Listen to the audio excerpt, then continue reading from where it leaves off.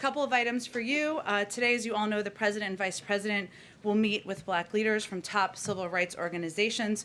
We are about to put out the list of these names if they are not already in your inbox, but that is happening this afternoon. We'll have a readout. We also expect a number of them will go out to the stakeout after the meeting.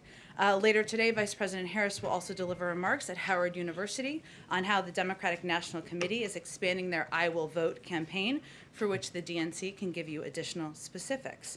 As the President has been emphatic since before taking office, our constitutional rights are on the line because state legislatures have forced through a wave of anti-voter laws based on the same repeatedly disproven lies that led to an assault on our nation's capital and one of the darkest days in the history of American democracy. So the meeting today, the Vice President's event, are part of our ongoing effort to elevate this issue, to work with every lever of the federal government.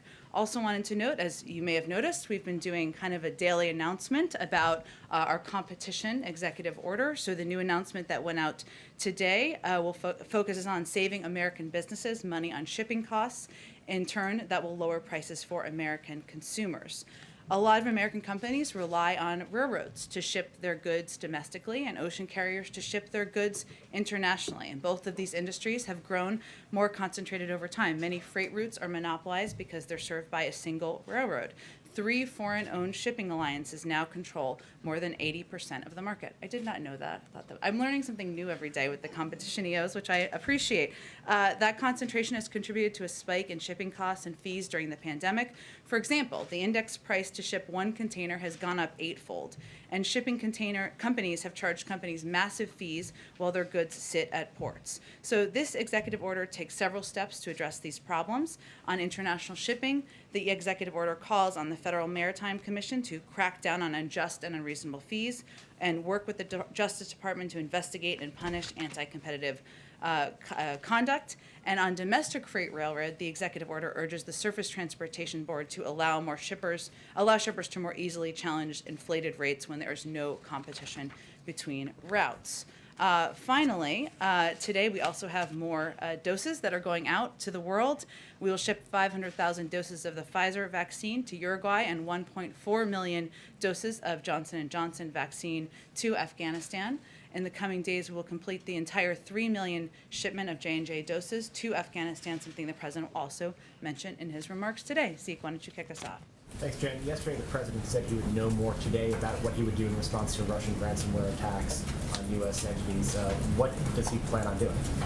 Well, first, Zeke, I think what he intended to convey is that he's continuing to be updated by his team on a regular and near daily basis. And certainly when they have new information to provide, they provide that to him.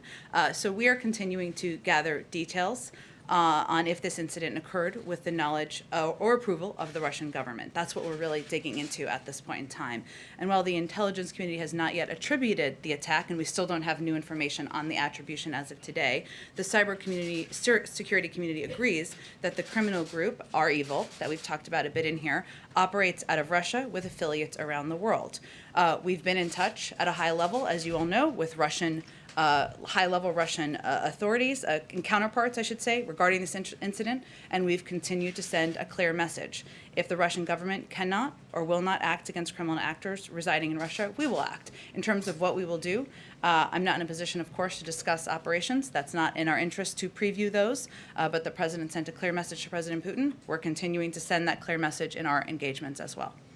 On Afghanistan, on the SIV process, any updates on the administration's efforts to find a third country to host processing of those visas, as well as can you confirm the administration is adding additional staff to help vet those applicants?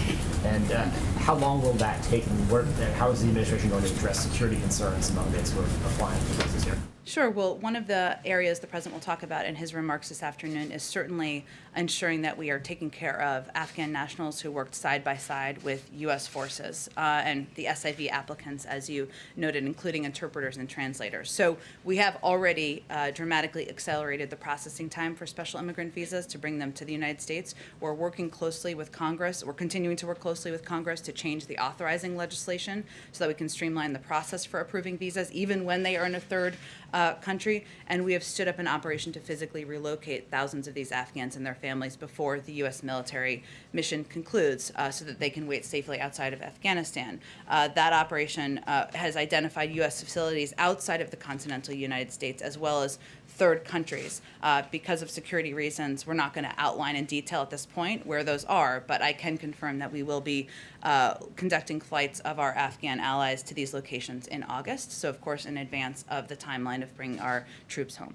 And then, we're going to hear from the president later, but is it an acceptable outcome for the president if Kabul were to fall to the Taliban? I mean, that's widely predicted by experts, including the U.S. government, as a potential outcome here of the U.S. withdrawal. Is that an acceptable outcome for the president? Well, firstly, let me say the reason the president is speaking to all of you and the American public today is because he views this as an opportunity to once again communicate to the American people the security challenges he inherited in Afghanistan and affirm why he made the decision he made in April to withdraw our troops and end our involvement in the war. And the question fundamentally facing him was, after 20 years, was he going to commit more American troops to a civil war in Afghanistan?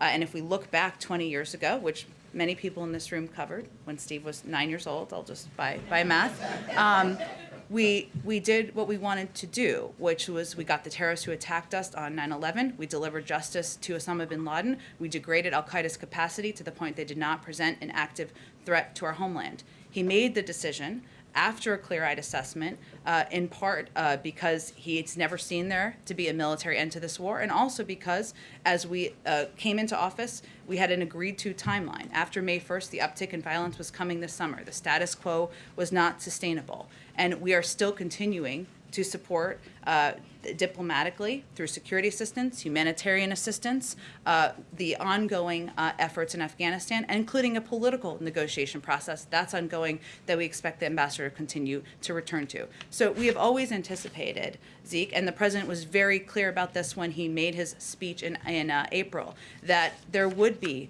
an uptick in violence, that there would be an uptick in turmoil on the ground. We knew that, and we knew the security situation would become more difficult. But he made the decision in part because if you look back at recent history, in 2011, the NATO allies and partners agreed that we would end our combat mission by 2014. In 2014, some argued for one more year, so we kept fighting, kept taking casualties. If we did not make the decision we did, there would have been severe consequences. That's why he made it. Do you believe Go ahead. Oh, go ahead, Steve. Do you believe it's still possible that the Afghan security forces can repel the Taliban? Well, certainly, as we expected, the Afghan National Defense and Security Forces are now under real pressure, and that was certainly a part of the discussion the president had with Afghan leaders just 2 weeks ago. And we're going to continue to provide funding and ensure they have capacity to maintain the Air Force. And I would remind you that even since we engaged together with our NATO allies and partners, we have trained and equipped nearly 300,000 currently serving members of the Afghan National Defense and Security Forces. And one of the clear messages that the president sent directly in the meeting he had, and he will continue to convey, is that it is now time for them to be in the lead. They are in the lead as we pull our troops back, and we will continue to support them with security assistance and ongoing training. And we have continue to have the authorities that we've long had through our withdrawal later this summer. Separately, do you have an update on Haiti, the search for the killers of the president there? I don't have an extensive update, I will say, Steve. We continue to be engaged, of course, in touch through a range of channels, but we don't have updates at this point. The Haitian authorities are, of course, leading the investigation, which is, of course, in its early stages. We're ready and willing to support Haitian authorities, but we're going to let the investigation play out. Follow up on Haiti, please. Go ahead. What is this administration doing in the midst of this assassination to stand up the Haitian democracy in the midst of this? What is this administration doing? Well, first I would say that it is our view, and we continue to call for elections to happen this year, and we believe they should proceed. We know that free and fair elections will facilitate a peaceful transfer of power to a newly elected president, and we certainly continue to support Haiti's democratic institutions. We will call on all political parties, civil society, and stakeholders to work together in the wake of the tragedy and echo the acting prime minister's call for calm. We have not received an official request for assistance, a formal request, but we stand ready to receive that when it comes in. I've got to move on, April, because we have limited time. Go ahead, Jeff. Go ahead, Jeff. Is this speech this afternoon by the president considered the final word by the White House, at least as America's longest war draws down? Or does the president plan to mark this in some other way when all of the troops are out? Well, Jeff, I would say that we are, the president will continue to update the American people as commander-in-chief why he's making choices that are in our national security interests. Today is an example of that. And today is an opportunity to communicate again why he made the decision he made and communicate again why it's in our interests. So I'm not going to rule out if he will or won't speak on Afghanistan in the future. In terms of plans for the end for our men and women coming back, I don't have anything to preview, but we're not going to have a mission accomplished moment in this regard. It's a 20-year war that has not been won militarily. We are proud of the men and women who have served, incredibly grateful. The president will note that in his remarks today, how grateful he is for their service and the families who have sacrificed over the last 20 years. And we will continue to press for a political outcome and a political solution. But beyond that, I think we're going to continue to look for ways to communicate why we make the choices we make. You mentioned mission accomplished. Has this mission not been accomplished? Well, I would say we did exactly what we wanted to do. What I was referring to, Jeff, is we're not having a moment of celebration. We're having a moment where we feel it's in our national security interest to bring our men and women serving home. And we feel it's in our national security interest for Afghan forces to be in the lead. We did exactly what we intended to do, and certainly that is something, thanks to the leadership of our military, we have achieved. However, there is not benefit, in our view, in continuing to fight this war militarily. Go ahead.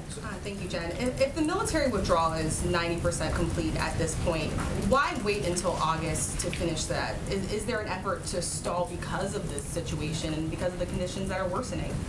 I would say, Rachel, that is under the purview of the Department of Defense, and they're bringing our troops home in a way that is keeps them safe. We have not had a single casualty, as I think everyone has noted, and we will continue to keep that as our priority. But in terms of the operational timeline, speed is safety, but we also want to manage our withdrawal in a way that protects our service members, make sure that we are conducting our drawdown in a way that keeps that as a top priority. And just a quick follow-up, is the administration considering granting visas to vulnerable women in the region, including prominent activists, politicians, or journalists?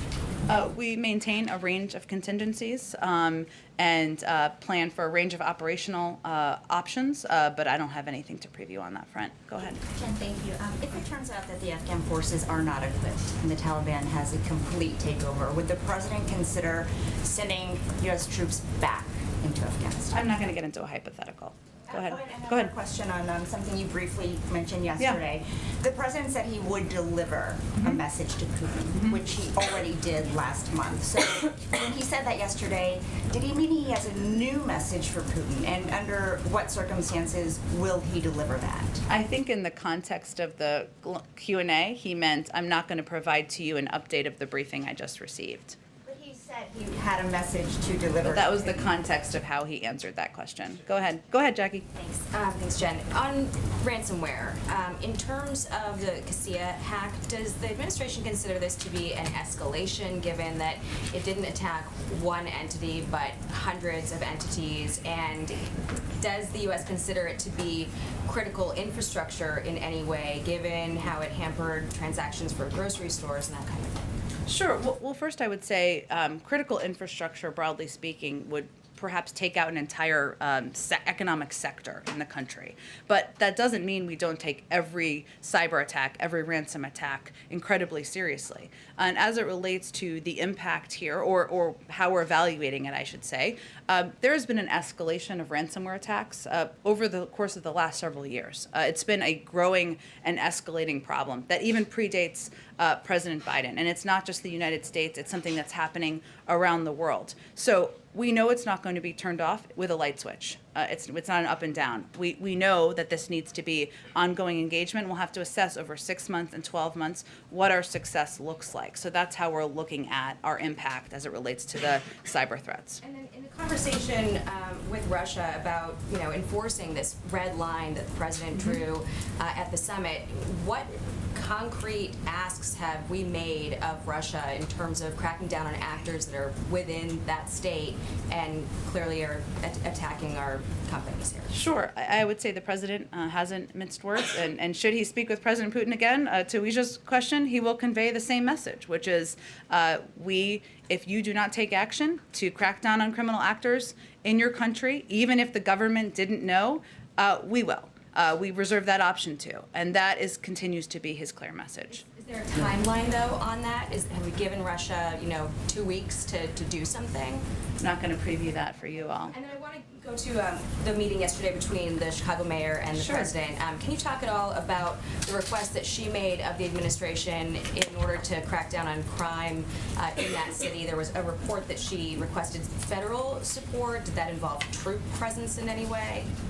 I don't have any summary of the conversation in that regard. I don't know if that's something they've read out from their end. From our end, what the president conveyed to Mayor Lightfoot is that he will continue to work with her in partnership and work with cities around the country to address the rise of violence, and specifically the rise of gun violence, which is predominantly the driver in Chicago. He also reiterated that, as the Department of Justice had announced just a few weeks ago, Chicago is one of the cities that will be a beneficiary of these groups that will go and help directly crack down on combating drug violence and gun violence and gun trafficking, something that we're doing in about half a dozen cities across the country. And he also reiterated his continued efforts at the federal level to crack down on the illegal passing of guns. So there has been a great deal of funding that has been provided already to the city of Chicago, Cook County specifically, and certainly some of that can be used to address crime as well. How is the DOJ's strike force going to specifically interrupt the networks that are trafficking these guns? They're going to work directly with the city. They're doing them. We're doing these strike forces in about 5 cities around the country, and they want to work directly with them to use legal authorities to crack down on illegal gun trafficking and work in partnership with law enforcement authorities in the cities and add that additional heft and resources. And lastly, is there any push to fund more efforts to equip police departments? There's the White House position was that Republicans defunded police. Obviously, the Biden administration has talked a lot about the budget proposal for the cops program, but there's been some pressure that the administration hasn't vocally enough talked about this spike in crime. Well, I would say the president gave an entire speech on it and will continue to speak about what he's doing. A big driver of the rise in crime is gun violence, a personal passion of his for decades. I will say that there are a number of components. I know you referenced the budget, but the president called for a $300 million increase in funding for the COPS program. That's up from $237 million in the last budget passed by President Trump to $537 million. And he also calls for an increase of $753 million over 2021 levels to federal law enforcement agencies. It includes ATF, the Bureau of Alcohol, Tobacco, Firearms, and Explosives. It also includes a $10.2 billion, an increase of $465 million over 2021 enacted for the FBI. Go ahead, Steve. Back on Haiti just for a second, Jen. Sure. Are you in a position to describe or detail some of the assistance the U.S. is standing ready to offer Haiti if asked? I think we have to wait to see what their formal request is, and we stand ready to respond rapidly to whatever their needs are on the ground. But they are the best equipped to assess that. Can you describe how the president views security and stability in Haiti vis-a-vis American interests today? And I ask that because there's a clip of the president in 1994 when he was a senator comparing the situation in Haiti to the then ongoing Bosnian War, in which he said something to the effect of, he called it a god-awful thing to say, but he said Haiti could sink into the Caribbean Sea or rise 300 feet in the air, and it wouldn't matter to American interests. Does he stand by that view today, or has he changed his view on Haiti? Well, I would say first the fact that he is now sitting as President of the United States. He issued a statement in his voice yesterday about the horrific killing of the president, and he's made clear to the administration officials that we stand ready to assist in any way they need, whether it's in the investigation or other federal assistance we can offer from here. Sends you a clear message about his care and concern for the people of Haiti. Go ahead, Kelly. The administration and the president has in some way included in the calculus on Afghanistan the American public's view that it's time to bring U.S. forces home. Is the president believing that the American people would be satisfied with Kabul falling, with threat to women and children there, and with some ill-defined numbers about how many of the Afghan interpreters, translators, support are able to be removed safely from the country? Does the president feel the American people factored those risks in to that judgment about bringing troops home? Look, I think at the end of the day, Kelly, the president feels that the American people elected him to serve as commander-in-chief, make decisions that are in our national interest. It doesn't mean they're always easy, and it doesn't mean there aren't drawbacks to the decisions that he makes. But he is not going to ask another generation of kids to go and serve in Afghanistan in a war that he does not feel can be won militarily. And that is the core driver of his decision here. On our evil, quickly, you mentioned that it's now the assessment of the administration that they were responsible and that part of their criminal enterprise is working outside of Russia. You mentioned that the U.S. is in touch with high-level Russian entities. Mm-hmm. Is there also outreach to specific locations where our cyber resources know their actors are at work? Is that happening as well? Well, I use that context because I think it's important for people to understand that even though the cybersecurity community has assessed it was our evil, we know they operate in different parts of the world. So even as we're directing and we're having a conversation largely about Russia's knowledge, we as we assess and before we make an official assessment by the United States government, we look at that. But certainly as concerns arise, we'd certainly be in touch with countries as relevant, of course. Yeah. Can you go ahead? Thanks. On voting rights, the Supreme Court's upheld the voting laws in Arizona. Democrats don't have the votes to pass the latest voting rights bill. What specifically can the president and the White House do to increase voting access without filibuster reform? Well, first I would say that, there are a number of announcements being made by the Democratic National Committee today, which is most appropriate for them to address that the Vice President will be elevating. You've also seen that we've taken steps from our Department of Justice to use legal action where relevant and where the law allows for, to push back on and take action in states where where legislation is making it more difficult or where laws are making it more difficult for people to vote. We also believe very much that empowering and engaging activists and creating a grassroots movement, something that the Vice President is continuing to play a very prominent and prevalent role in doing, is also a part of how we're going to work to fight legislation and fight actions to suppress voters around the country. So certainly the president would love to sign a piece of voting rights legislation into law. He looks forward to doing that. But he also knows that there are a number of levers from the federal government that we should continue to use, and he's not waiting to have the legislation on his desk. One more on the Olympics. Fans have been banned from attending the Summer Games. Is it your assessment this is still safe for U.S. athletes, and has there been a determination on whether the First Lady will be attending? Sure. Well, I would say the president supports the Tokyo Olympic Games and the public health measures necessary to protect athletes, staff, and spectators. He has pride in the U.S. athletes who have trained for the Tokyo Games and will be competing in the best traditions of the Olympic spirit. The government of Japan has stressed that public health remains a central priority as they host the games, or they prepare to host the games, and we've stayed in close contact with the Japanese government throughout the planning process and on related public health measures. So we're well aware of the careful preparations, including the public health measures necessary to protect athletes, staff, and spectators that the government and international committee has undertaken, which is why, as we've said, we support the games moving forward. In terms of the First Lady, we're still assessing the feasibility of the First Lady attending, and our advance team arrives in Tokyo later this week. Jen, can you clarify one point, please, Sure. on Afghanistan?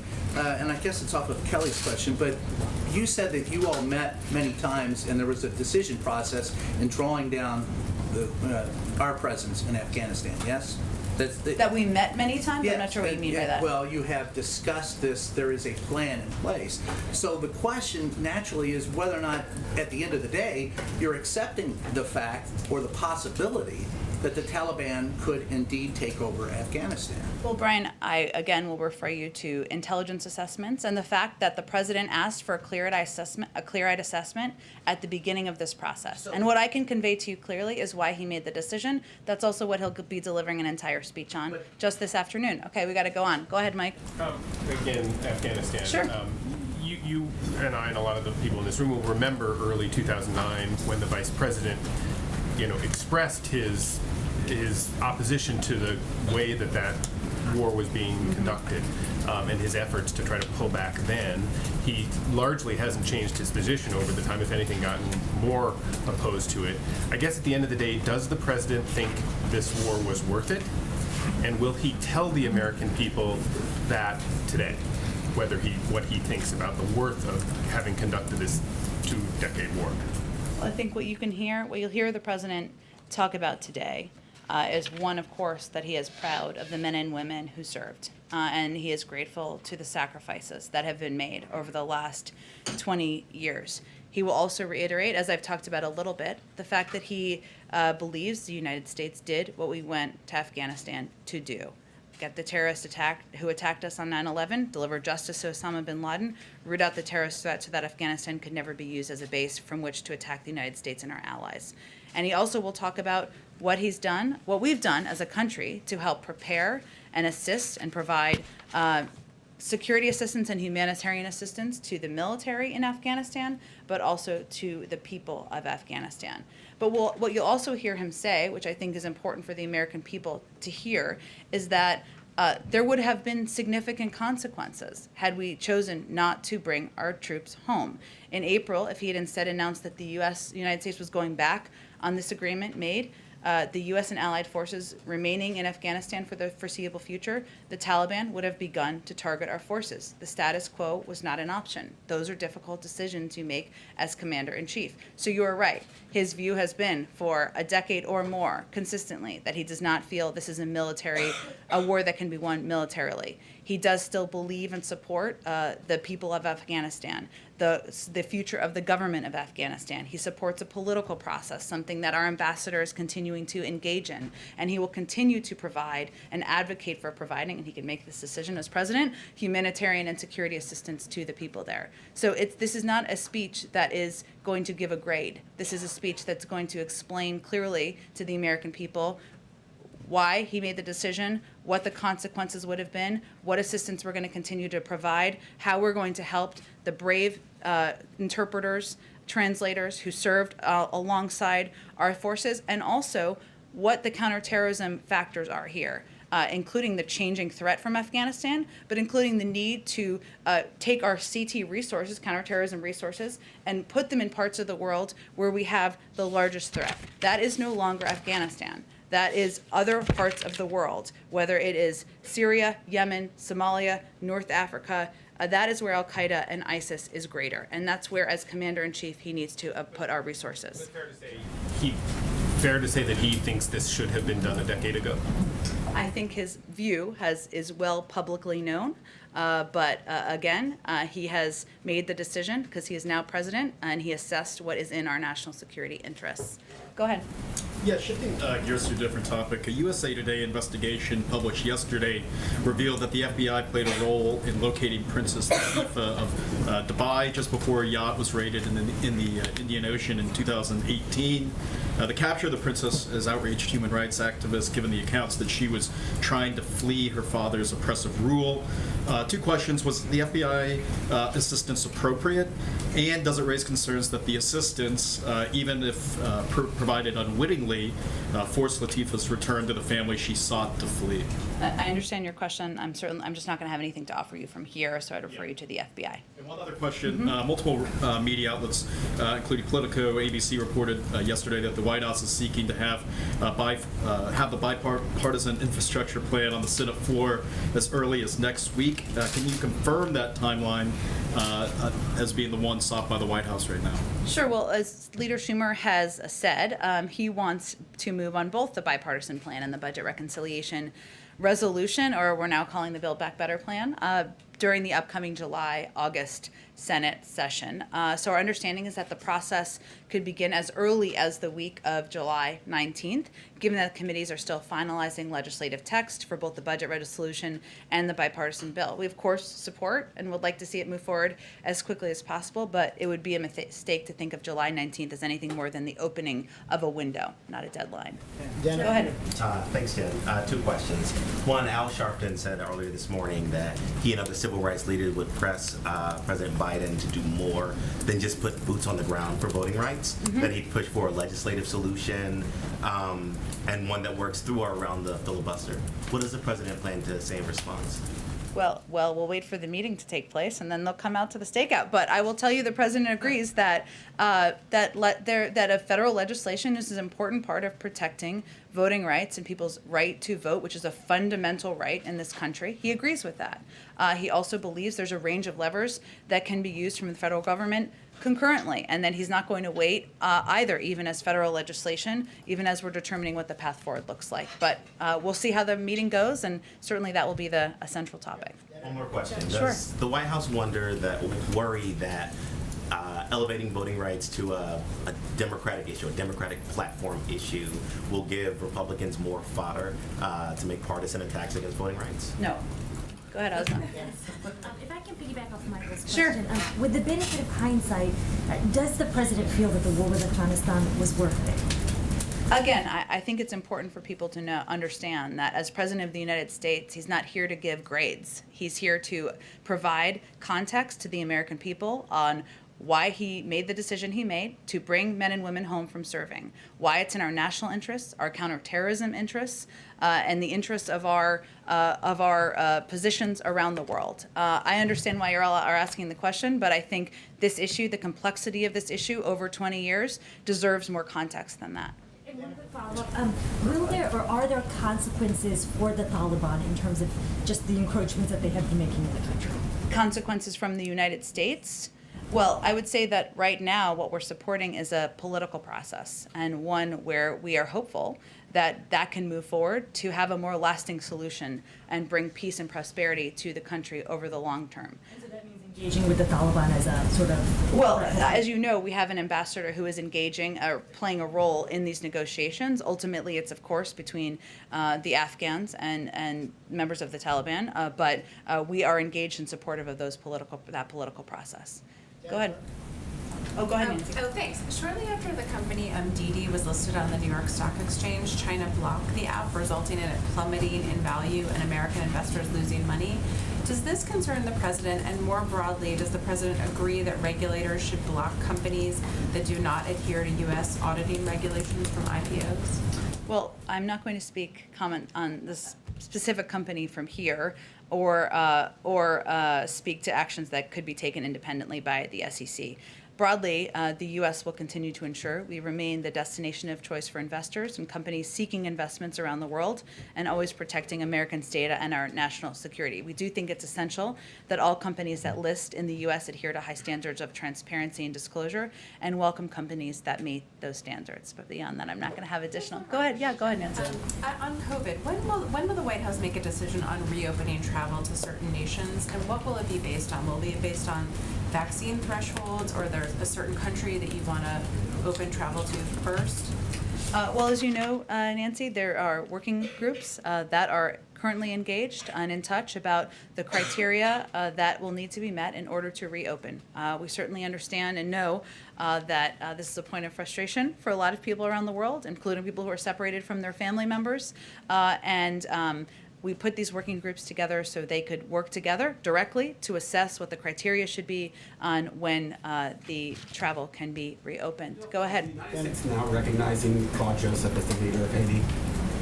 We recognize the democratic institutions of Haiti, and we are going to continue to work with them directly. But we have been calling for elections this year, and we support those proceedings. Do you think those elections should be delayed from September? We believe they should proceed this year. Has the president reached out to the interim prime minister? Has he reached out, or does he plan to reach out? I don't have any calls that he has not reached out. I don't have any calls to preview for you, no. Go ahead, Rachel. The president's reference to door-to-door campaigns for vaccines sparked kind of a backlash. You know, Missouri's governor is saying he doesn't want that, and Republican lawmakers saying basically stay off our lawns. Can you say who is doing the door knocking and where? Sure. Well, let me first say that this has been ongoing since April, and the best people to talk about vaccinations are local trusted messengers, doctors, faith leaders, community leaders. Do you have something, April, you want to share with the group? Okay.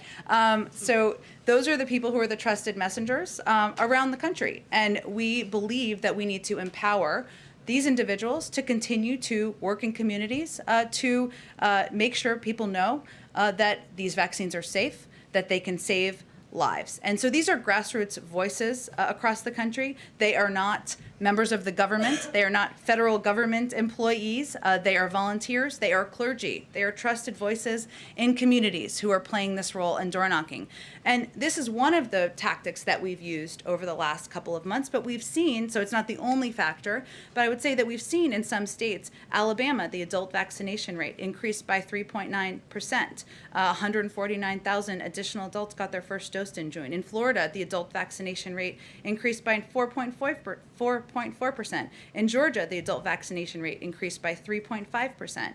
So in our view, this is a way to engage and empower local activists, trusted members of the community. Is it working, and who are these volunteers reaching other than, say, shut-ins? Because people don't even have to get off their couches to see who's at their door these days. Well, that's fair, depending on the technology in your house, I suppose. But I think what's important for people to know, and I appreciate you asking the question, is that the federal government does not have a database of who's been vaccinated. That is not our role. We don't maintain a database along those lines, and we have no plans to. We do know where there are rates of vaccination across the country, and we know, as I just listed in some of the data, that there are tactics that are powerful and impactful. And so I will say the thing that is a bit frustrating to us is that when people are critical of these tactics, it's really a disservice to the country and to the doctors, faith leaders, community leaders, and others who are working to get people vaccinated. This is about saving lives and ending this pandemic. Go ahead. Was that me? Oh, go ahead, Yamiche. Yeah, go ahead. I'm sorry, and then I'll go to you right in front of her. Go ahead, Yamiche. So my two questions. The first is, you've said over and over again that the United States believes elections should happen in Haiti this year. Yeah. People in Haiti are so scared they can't leave their homes, they can't go to the grocery store. How does the United States think elections can happen when people are too afraid to even go to their front doors? Well, Yamiche, first, we understand and see the trauma that obviously the horrific killing of just 30. I understand that. I didn't say anything otherwise, but I'm saying what's happened over the last 36 hours.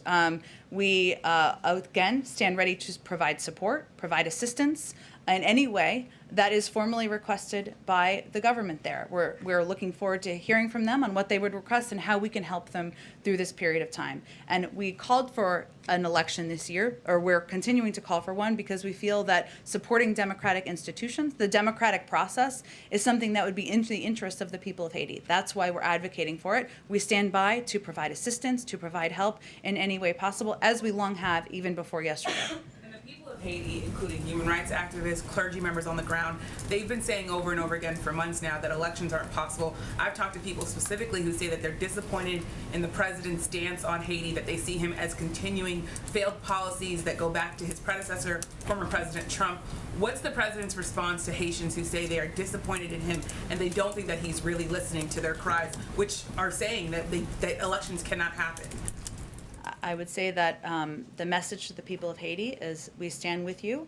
We want to provide assistance, whether that is assistance requested by the government or assistance that is needed for the people of the country to prosper in the future. And that is the president's view. Go ahead. And we're going to have to keep going. Go ahead. Go ahead. Go ahead. Go ahead. Okay. Yeah, right now on Haiti, right now, I know. Oh, I'm sorry. I'll come back to you. I apologize. Go ahead. Right now there are two politicians who are claiming in Haiti the role of Prime Minister, Claude Joseph and Ariel Henry. How does the U.S. think that this impasse should be resolved, and are you worried that it could lead to further instability? Well, first, we continue to support Haiti's democratic institutions, and we have been in touch with the acting prime minister, and we echo his call for calm. But I would again reiterate, that's one of the reasons we have called for elections this year, and we believe that they should proceed. Of course, we are worried about and closely monitoring the security situation, the stability in Haiti, and understand that even before yesterday, but certainly as a result of yesterday, that is even more of a concern for the people who are living in the country. But right now you are not backing any one of the two. We are calling, we support the institutions, and we are continuing to call for elections this year. Go ahead, Monica. Jen, on voting rights, the president indicated he may tour the nation and talk about that, give a major speech on the topic. That hasn't happened yet. Should we expect it still to take place, or what can you tell us about that? Sure. Well, I would say first that the president felt it was important to meet directly with civil rights leaders and talk to them about how we can work together to continue to push for federal legislation, continue to use every lever in the federal government to make voting more accessible across the country. But certainly he conveyed he wants to speak to the country about voting rights and how he's going to address it moving forward. I don't have any scheduling updates for you today, but he certainly plans to continues to plan to do that, I should say. Still the plan. Okay. Yep. Oh, I'm sorry. Go ahead. Go ahead. I apologize. Thank you. Thank you. There are hurt feelings among government officials in Taipei after the White House COVID team posted and then deleted a tweet that had an image of Taiwan's flag along those of other nations getting vaccine doses from the United States. Was this tweet a mistake in the first place? And if not, then why was the tweet deleted? So this was an honest mistake that was made by the team handling graphics and social media and should not in any way be viewed as a shift in official U.S. policy. When we recognized the mistake, we removed the tweet. So we did exactly as you said. We remain committed to our One China policy based on the Taiwan Relations Act, the 3 joint communiques, and the 6 assurances. Go ahead. In the middle. Go ahead, Eugene. Go ahead. Oh, thanks, Jen. It seems pretty clear And you just got engaged, I think. Random aside, but congratulations. Yes. We're just a lot of news you can use in here. It seems pretty clear that on voting rights, a legislative fix isn't going to happen, right? Like, Republicans have made it clear they're probably not going to get on board. You're not going to get 10 votes. And the president has talked about being open to filibuster reform if it's used kind of too much. And I guess advocates keep asking us to ask you guys, what does that look like? Is there a time period? Because they feel like they're running out of time and they're not seeing a lot of urgency on the president's part. Well, I would say the president is meeting with civil rights leaders today because he feels there is urgency on determining how we can most effectively work together to move voting rights forward, access to voting rights, I guess I should say, forward. And he's an optimist by nature, otherwise he wouldn't be president of the United States. So he continues to believe that there should be a pathway forward for federal legislation. He did say, as you just quoted, he has made comments in that regard, and certainly obstruction and the fact that there is an unwillingness to move forward in making voting more accessible to people across the country is something that he's mindful of, and he believes and has said, and we have said before, could change the conversation in the Senate. We'll see what happens, but he will continue to press for federal legislation moving forward. Oh yeah, go ahead. I've talked to Reverend Sharpton president quite a bit, and one thing that he is really interested in seeing and hearing from the president is a carve-out for voting rights and police reform for the filibuster. Is that something that the White House is going to be pushing for? Is the president calling Joe Manchin and other holdouts on filibuster reform? The president's position hasn't changed. We certainly understand the position of Reverend Sharpton and others, and the president, though, shares their desire, commitment, interest in moving forward on voting rights legislation and moving forward on initiatives across the country that can help make voting more accessible to people across the country. I'm sure they will have a robust discussion today. Go ahead. I have a question about the executive order on non-compete mandates. Businesses use those mandates because it helps protect their investment in employees. It also helps protect their intellectual property. So will there be any kind of carve-out or anything in this executive order to protect businesses? And what is the White House messages to businesses that are concerned about this executive order?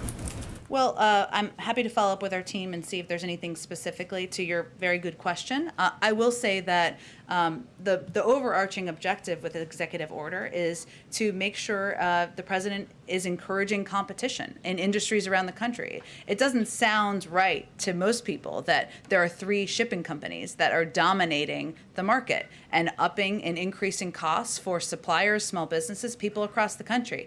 That doesn't sound right or fair because it isn't. So that's what the president is trying to address. In terms of the specific carve-out you're asking about, I'm happy to ask our team if there's anything more. Go ahead. Just on voting rights, Vice President Harris, as we speak, is announcing a $25 million expansion of the DNC's I Will Vote initiative. This is just one of the examples that that Democratic committees are launching in terms of voter protection. Can you speak about the White House's collaboration with these committees on the strategy? Well, again, I referred specifically to the DNC because it's most appropriate for them. I know the vice president's making this speech, but to outline the specific details, given they're the political arm here, so they can get into all the specific details. But it's just an example of how every lever of the Democratic Party and the federal government is working and looking for ways that we can make voting more accessible around the country. But they'd be the most appropriate entity to outline details. Specifically involved? Were they aware of this strategy? I mean, what was the collaboration between Yes, the two? we're aware of it, but again, they're the political arm, so they're the most appropriate body to outline details. Go ahead. Hi, Jen. Thanks. I wanted to ask you about the global tax negotiations. I know that Secretary Yellen is supposed to be in Italy tomorrow about it.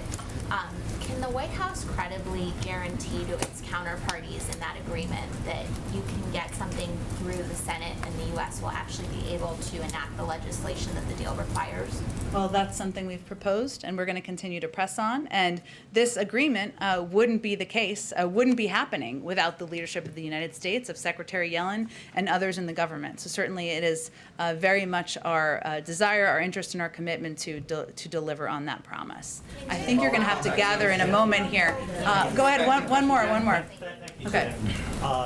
You may have seen yesterday the former president filed a class action lawsuit against 3 social media companies, and one of the targets as part of that lawsuit is Section 230 of the Communications Decency Act. He would like to see that particular aspect of the law ruled unconstitutional.